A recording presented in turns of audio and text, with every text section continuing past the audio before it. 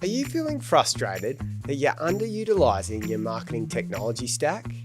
You might be feeling like you've just bought a Ferrari but can only drive it in first gear. In this episode, I'm going to give you some perspective on why you might be feeling this way.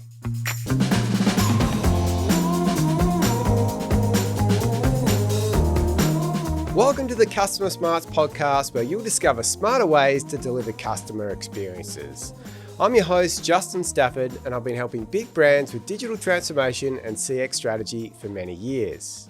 There are three things I'm going to cover in this episode. Number one, we're going to look at some contextual stats on marketing technology being underutilized.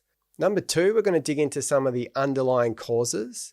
And number three, we're going to look at how to improve your marketing technology utilization. Starting with number one, some context on marketing technology being underutilized.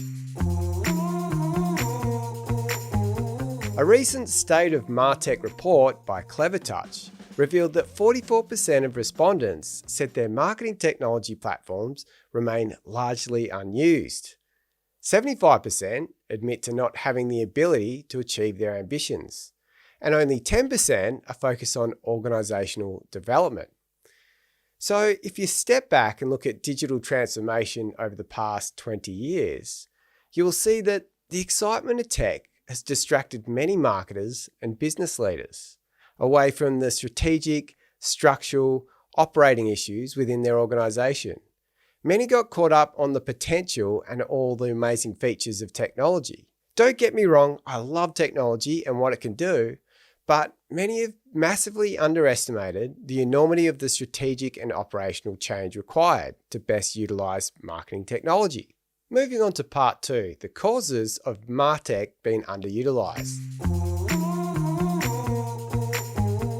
There are four key things I'm going to talk you through.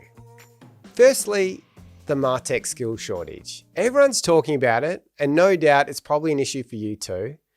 70% of marketers identify that they are lacking the technical knowledge and skills required to deliver their CX programs. But overall, if that's everyone's issue, then you have to look at other areas of opportunity. Number two, humans' relationship with innovation.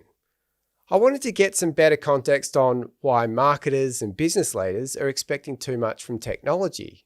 So I decided to dig into the physiology of early human beings and go back millions of years. What I found was that our bodies were designed to conserve energy because the early humans didn't know where the next meal was coming from. Fast forward to today, energy conservation translates into a natural laziness setting in our bodies, which Professor Daniel Lieberman from Harvard articulated in one of his papers.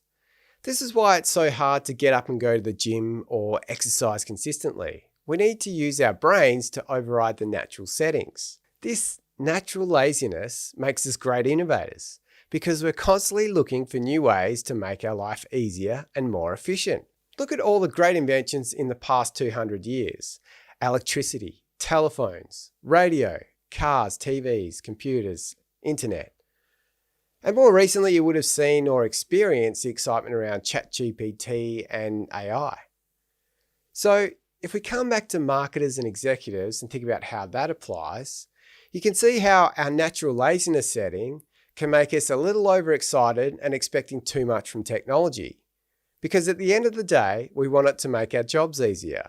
So remember, technology will never solve your strategic or operational problems. It can only enhance how you currently operate. Number three, product centricity. From what I've seen, product centricity is one of the most critical issues to fix for a lot of organizations. Many of the digital transformations that have taken place have focused too much on the tech aspect of digital transformation and not enough on the strategy, the people, the structure, and the operational transformation required. Let's dig into why.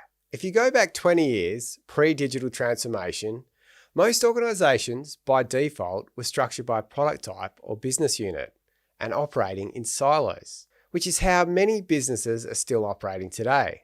This highlights a key problem in that many businesses have simply digitized a product-centric operating model. So it's a core reason why you might be scratching your head and wondering, why are we struggling with tech so much? And why can't we keep up with customer expectations?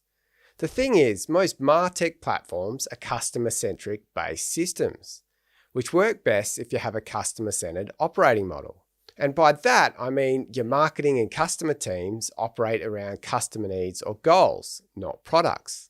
So many of you are feeling the effects of the square peg in the round hole scenario. I've seen so many companies struggle with this, using very expensive tech to send out basic newsletters and communications because their operating model is so far behind, which is why I feel like it's the most critical factor to fix.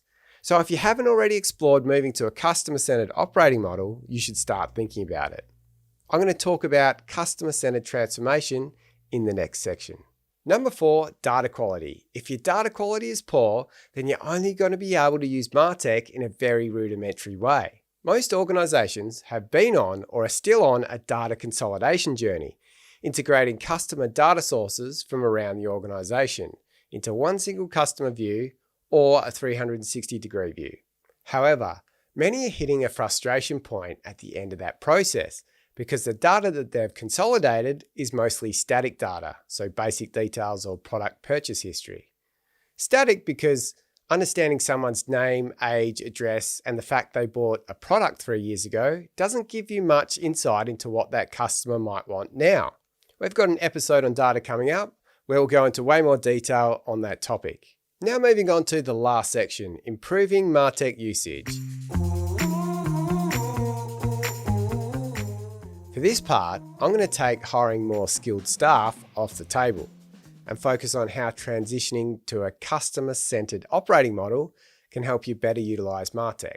I'm going to run you through 9 key steps for customer-centered transformation, which will give you some ideas on elements you might have skipped or need to address. Number 1, consolidate data into a single customer view. It's a critical step, as I mentioned earlier. It's also important to establish data management and governance. Number 2, clarity of who your customers are. I've seen big organizations struggling with MarTech because their customer segmentation structure is really poor. You've got to have a clear, concise customer segmentation that everyone in the organization can relate to and use, which builds into my point number 3. Centralize customer goals and segments. In some organizations, I've seen multiple sets of segments and personas sitting in different teams, which fragments the customer experience. Having a centralized set of customer segmentation helps the organization be on the same page and use MarTech more efficiently. I went into detail in a previous episode on this very topic. Number 4, align customer data to those segments. Then you have a solid base to build your customer intelligence. It allows you to be more efficient in engaging customers and drawing insights and making optimizations. Number 5, unify teams with a customer-centric engagement strategy. By focusing on customer goals, not products, you open up the doors and connect teams with overlapping customers. This creates efficiencies from an operational point of view, but that also translates into a more efficient tech usage. Number 6, adjust how you operate towards a customer-centric operating model. Having a unified customer-centric engagement strategy, as I just mentioned, essentially provides direction for how product and marketing teams should work together. It pays to take a test and learn approach with operational change. Start with one customer goal, try the new way of operating, measure the success, make the adjustments, get the executive buy-in, and then scale up to other customer goals when you're ready. Number 7, enhance with technology. As you can see, tech comes in at number 7. Now, I know it's not as linear as that, but it demonstrates that you need to get the fundamentals right to take full advantage of technology. If you look back over the previous 6 steps, it should help you identify where you need to make some changes to better utilize technology. There are 2 other big picture elements to consider that aren't steps per se. The first is implementation. I've seen many cases where consultancies sell the strategic dream of hyper-personalization and leave companies struggling to figure out how to get there. Setting a vision is important, but not as important as a practical change management plan. It should be tailored to your organization, understanding which teams will be the strong advocates to help get your traction. It also tends to be more effective to start small by testing new ways of operating in isolation, rather than trying to implement change across the whole organization all at once. And the second big picture point is cultural change. If the executive team don't buy into a customer-centric transformation and how it will benefit the organization in the long term, then you'll struggle to drive change, as the organization will keep coming back to short-term product KPIs to drive decision-making. If you can get customer intelligence centralized, create a unified customer-centric engagement strategy, and then move on to a customer-centered operating model, you'll be on your way to building a customer-centered culture. This brings us to the end of the episode. To sum things up, tech can only enhance how you operate. If you have a product-centric operating model, then it's likely to be one of the biggest causes holding you back from using marketing technology to the best effect. If you found this insightful, make sure you hit the subscribe or follow button now, as we have some great episodes coming up. And if you have any questions or would like any help with the issues I talked through today, then reach out to us at customersmarts.co. Catch you next time.